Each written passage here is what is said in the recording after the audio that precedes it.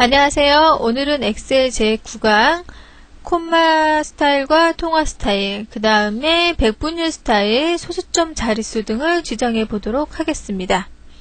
우선 엑셀을 좀 실행하죠. 시작, 프로그램, 마이크로소프트 엑셀을 선택해서 엑셀을 실행합니다.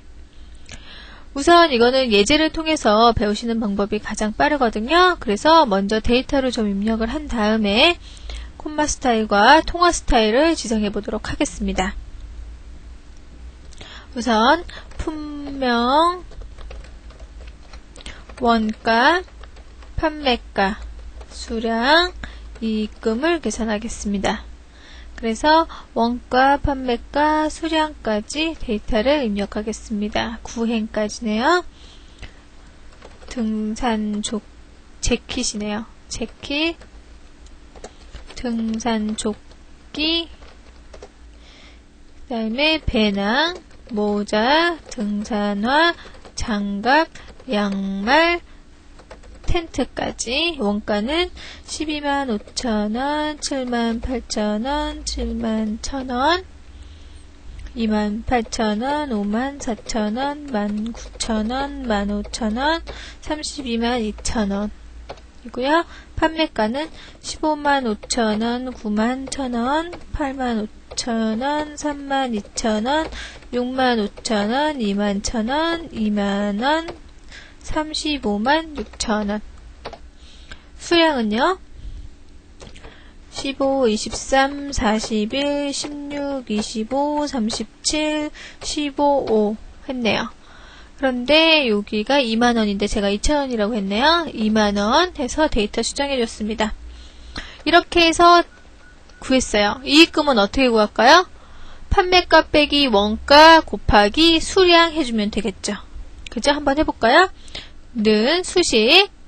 근데 보면은 판매가에서 원가를 먼저 뺀 다음에 수량을 곱해줘야 되는데 연산의 우선순위를 보면 곱하기가 먼저죠. 근데 저희는 더하기를 빼기를 먼저 해야 돼요. 뺄셈을. 그래서 괄호로 먼저 묶어주겠습니다. 판매가에서요, 원가를 뺀 금액에다가 곱하기 수량을 곱하겠습니다. 수식 되셨나요? 판매가에서 원가를 먼저 빼야 된다. 그래서 괄호로 먼저 묶어주었습니다. 연산 우선순위 때문에 그렇게 했고요. 그 다음에 곱하기 수량을 해서 이익금을 구해줬습니다. 그래서 쭉 복사를 해주면 이익금이 표시가 되겠죠. 이렇게 해서 구해줬습니다. 보면은 우리가 엑셀에서 숫자를 많이 사용을 하는데요. 우리 보통 무슨 단위로 사용을 많이 하나요? 천 단위마다 콤마 표시를 해서 하면은 눈으로 딱 보면은 벌써 금액이 딱 나오잖아요. 그쵸? 숫자를 대충 알 수가 있어요. 근데 그냥 지금같이 아무것도 입력을 안 해놓으면 보기가 힘들어져요. 그래서 천 단위마다 콤마 표시를 하거나 그 다음에 어떤 금액의 단위 통화 단위에 대해서는 뭐 원 표시나 아니면 뭐 달러 표시 이런 거를 붙여놓는 방법을 배우도록 하겠습니다. 우선 컴마 표시를 좀 해볼까요? 원가, 판매가, 수량에다가는 컴마 표시를 할 거예요. 그러면 하기 전에 먼저 할 부분을 범위 지정합니다. 저는 마우스로 했습니다. 편하신 방법을 하셔도 돼요. 쉬프트키 이용하셔도 되고요. 범위 지정한 다음에 간단하게 할 수 있는 방법, 서식 도구 모음에 보시면 여기 보면 쉼표 스타일이라고 있어요. 쉼표 컴마 한번 해볼까요? 클릭 한번 해볼게요. 그랬더니 됐어요. 됐죠? 실행 취소 해가지고 다시 실행 취소한 다음에 다른 방법 한 가지. 메뉴에 서식이 있죠. 서식 보시면은 셀이 있어요. 셀, 서식, 셀에 대해서 서식을 지정을 하겠다. 셀 선택했어요. 그러면 셀 서식 대화 상자가 나왔습니다. 이 상태에서 표시 형식, 지금은 표시 형식을 지정을 하는 거예요. 표시 형식을 선택을 했어요. 보니까 범주가 여러 가지가 있는데 한 번씩 살펴보려고 합니다. 일반, 아무 서식도 지정하지 않았어요. 일반 셀 서식에는 특정 서식을 지정하지 않았습니다. 그냥 숫자 그대로를 표시해 주는 거예요. 입력된 데이터 그대로, 만약에 소수점이 있다면 소수점 데이터도 그대로 그냥 표시를 해주는 게 일반입니다. 서식을 막 지정을 했는데요. 다시 원 금액이 얼마인지를 알아야 되겠어요. 그럴 때가 있죠. 원 입력된 데이터를 알고자 할 때는 범주에서 일반을 선택해 주시면 입력된 그 데이터가 표시가 됩니다.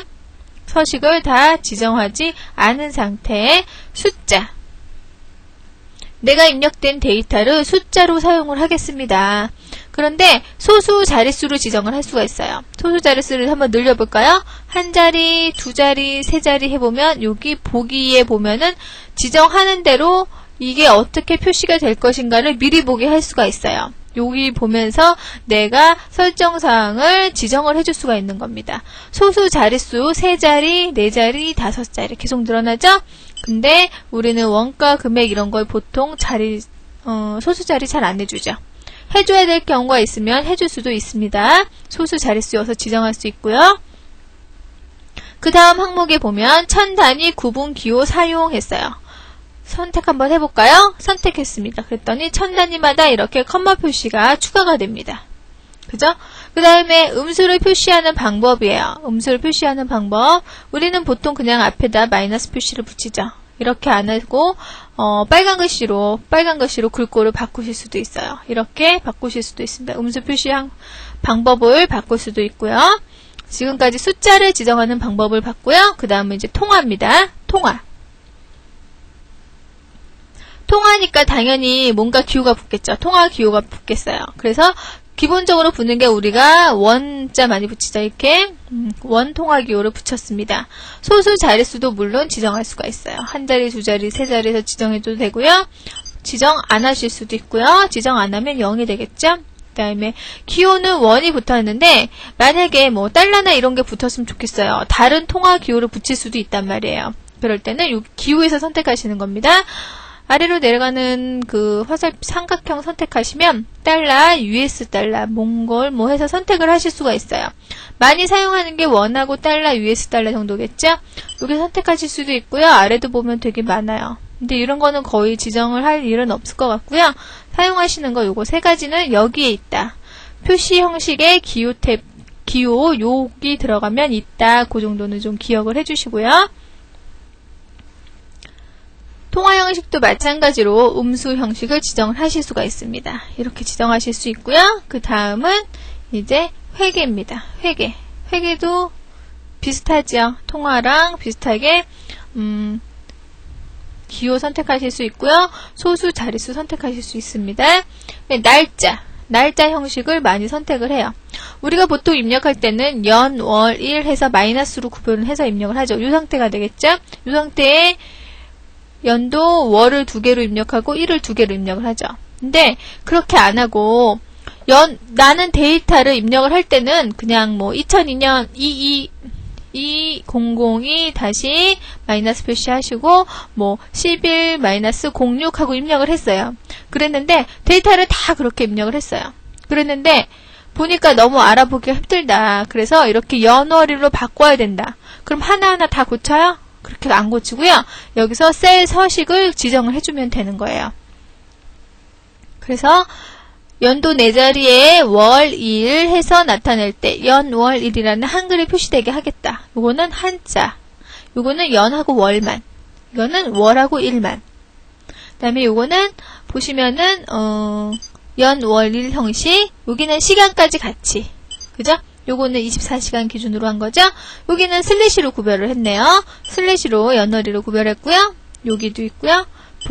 형식을 보시면 여기는 월 1이 되겠죠. 월 1, 3월 4일, 3월 4일 연도. 이건 이제 순서가 바뀌었죠. 그죠? 순서가 바뀐 거. 그 다음에 월이 지금 영문으로 들어가는 방식. 요런 방식도 있고요. 그 다음에 그냥 월만 나타나는 거예요. 월하고 월 연도만 나타나게. 이렇게 해서 날짜는 본인이 원하시는 걸로, 그러니까 보고서 만드시거나 뭐 이렇게 워크시트에 내용에 적당한 걸로 바꿔주시면 되죠. 그래서 연월일을 좀 이렇게 단축해서 간략하게 해야 된다. 그러면 뭐 슬래시나 마이너스 표시하는 이런 거 많이 사용을 하시고요. 그 다음에 이렇게 보기 좋게 이렇게 셀 너비도 좀 넉넉하게 잡을 수 있고 그렇다. 그러면 이렇게 연월일 아니면 뭐 한자로도 넣으실 수가 있고요. 이렇게 해서 바꾸실 수가 있어요.